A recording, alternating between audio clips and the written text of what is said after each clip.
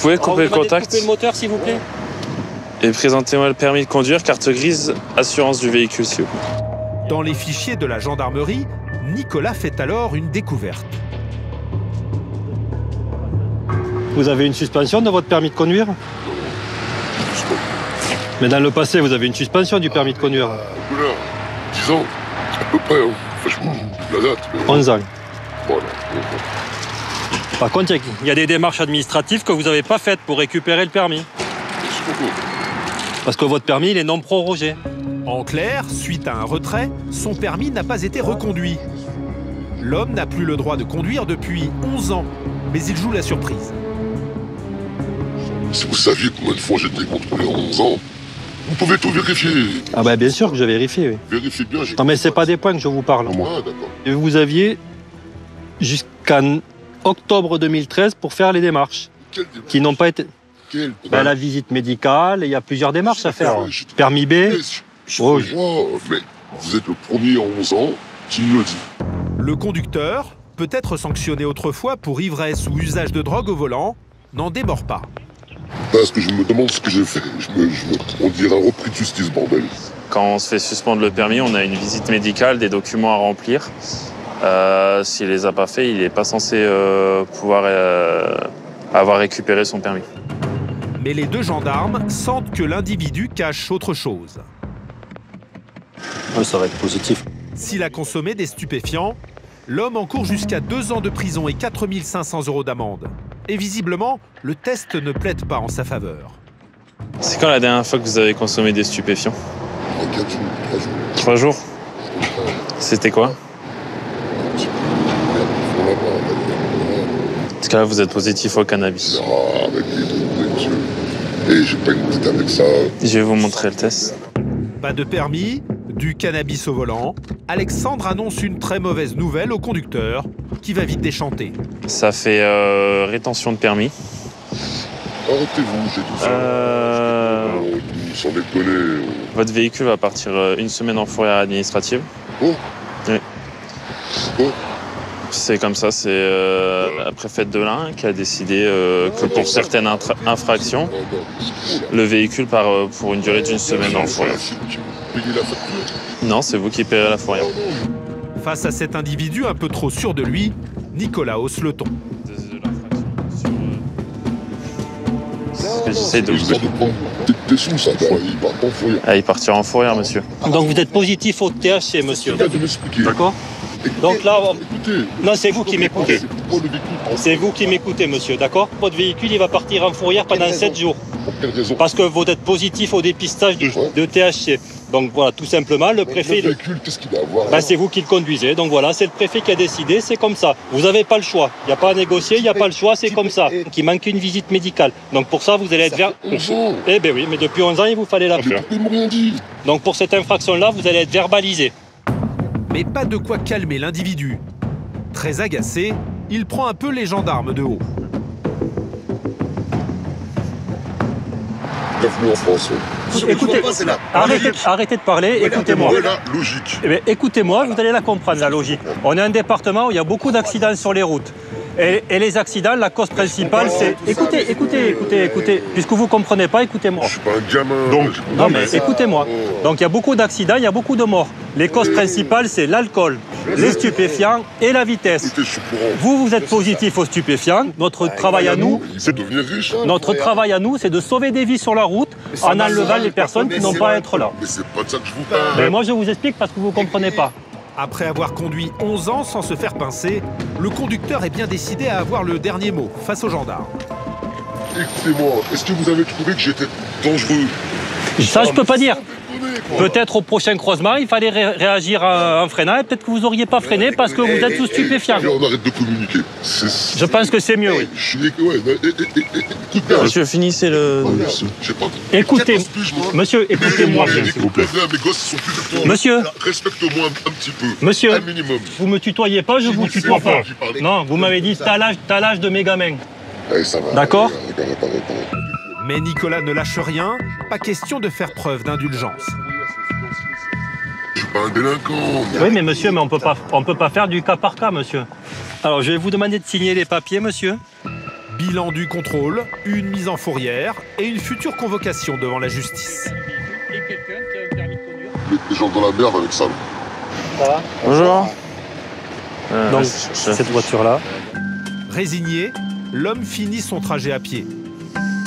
Pour conduite sous stupéfiants, il écopera de 600 € d'amende et de 6 mois de suspension du permis de conduire. Au revoir, monsieur.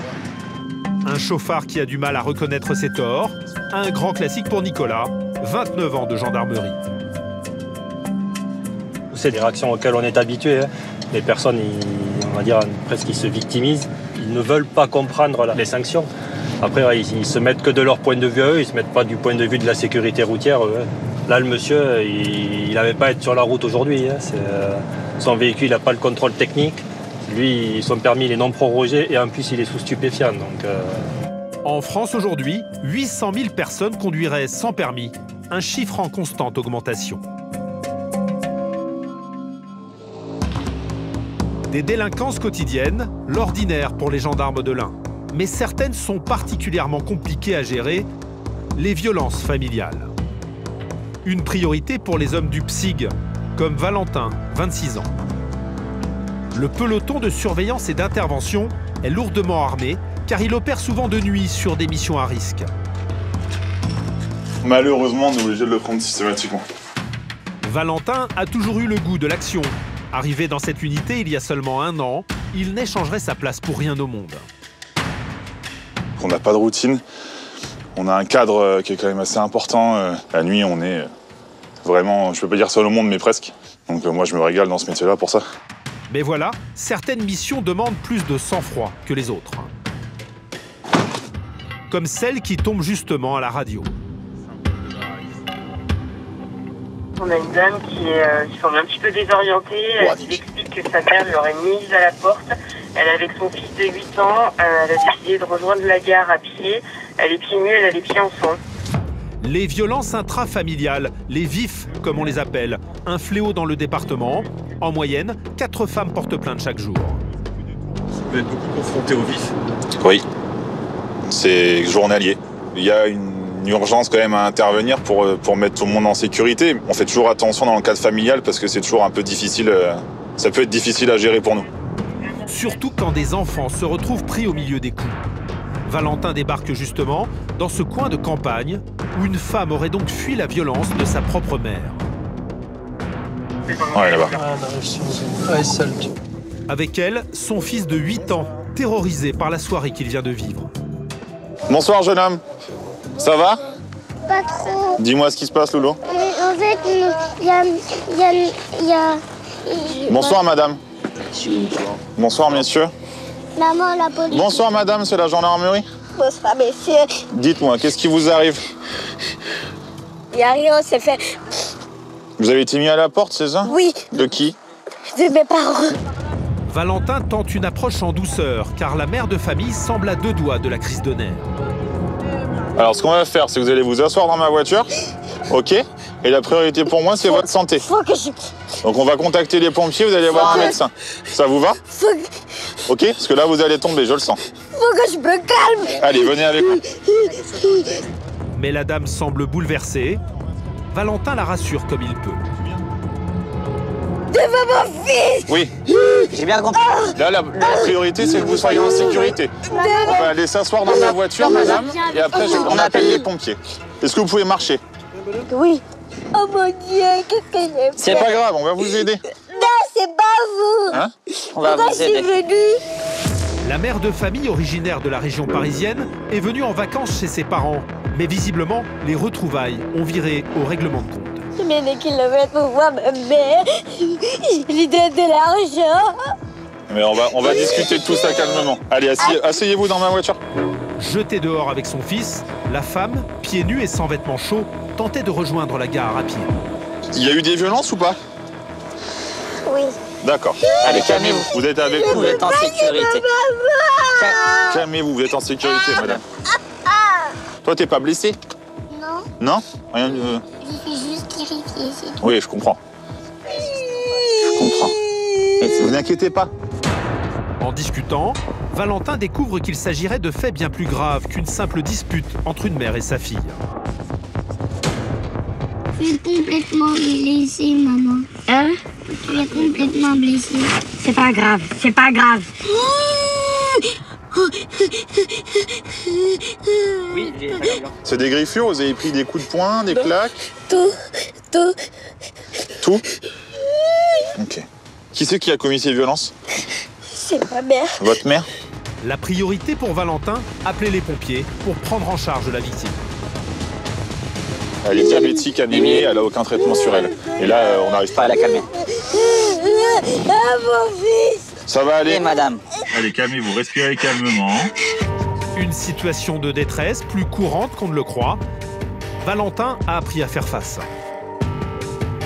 C'est particulier, même si sur le principe on est sur une affaire de violence intrafamiliale, c'est toujours un peu compliqué parce que déjà les personnes sont désorientées, ne sont pas d'ici. La priorité pour l'instant c'est elle, et puis on verra après ce qui se passe. Mais... C'est important pour vous de la rassurer. Il faut parce que c'est jamais simple d'avoir des enfants sur une intervention. Elle est en panique. On pose les muscles et puis on cherche les mots. C'est un peu ça, mais ça change aussi, ça fait partie de notre métier. Prise en charge par les pompiers, la mère de famille se livre alors sur le déchaînement de violence qu'elle a subi. J'ai touché la tête parce que j'ai vu que vous aviez des marques.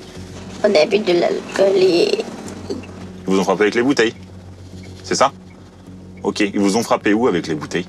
Sur la tête? Sur le ventre? Sur le dos? Sur les jambes? Dites-moi. C'est important pour moi. C'est important pour le monsieur de savoir. Hein. Sur la tête? Sur la tête. Des faits graves, les coups et blessures commis en présence d'un enfant sont passibles de 7 ans de prison et 100 000 € d'amende. Est-ce que vous souhaitez déposer plainte contre votre maman?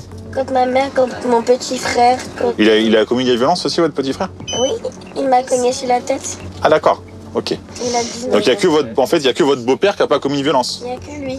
Parce que là, il faut que vous soyez entendu et il faut que vous déposiez plainte, d'accord? Parce que les faits sont graves. Parce que c'est hors de question qu'on reparte et qu'eux, ils aient rien.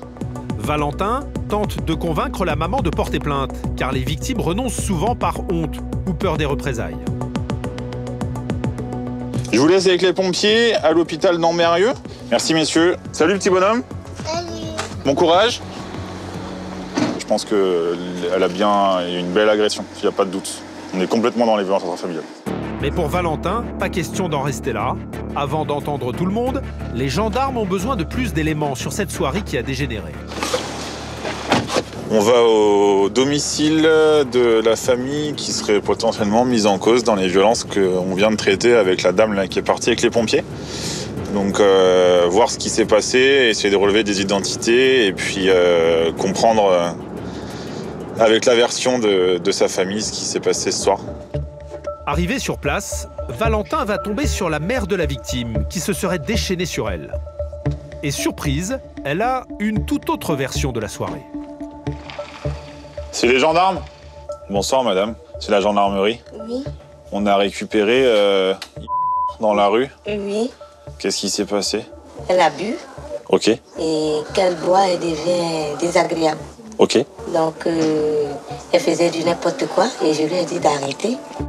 Très calme face aux gendarmes, la mère se pose en victime dans l'affaire. C'est sa fille, hors d'elle, qui aurait déclenché les hostilités. Il y a eu des violences?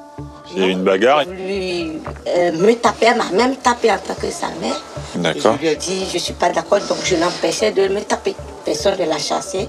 Mais il n'y a pas du tout eu de violence ce soir? Si on avait vraiment eu la violence, elle ne pourrait même pas marcher. Votre fille est à l'hôpital. Elle est blessée. Elle s'est blessée toute seule. Elle s'est fait du mal toute seule? C'est tout seul, elle s'est blessée parce que ce n'est pas quelqu'un qui lui a fait quoi que ce soit. Eh bien, restez joignable si jamais on a besoin de vous demain. Et puis bonne fin de nuit. Il n'y a pas de souci encore, désolé. Pas de souci, madame. Au revoir. La mère ne souhaite pas porter plainte. Pour ce soir, Valentin ne peut rien faire de plus. Du coup, on est bien ce qu'on pensait sur des faits de violence intrafamiliale, mais en fait qui serait plus mutuel que juste dirigé vers la femme qu'on a amenée à l'hôpital. Donc à voir. Après, c'est les enquêteurs de Meximieux qui feront le relais. Non, ça change quand même. Le lendemain, comme souvent, la victime a renoncé à porter plainte contre sa mère. Des violences familiales en pleine explosion, plus 36% l'an dernier dans l'Ain, l'une des plus fortes hausses en France.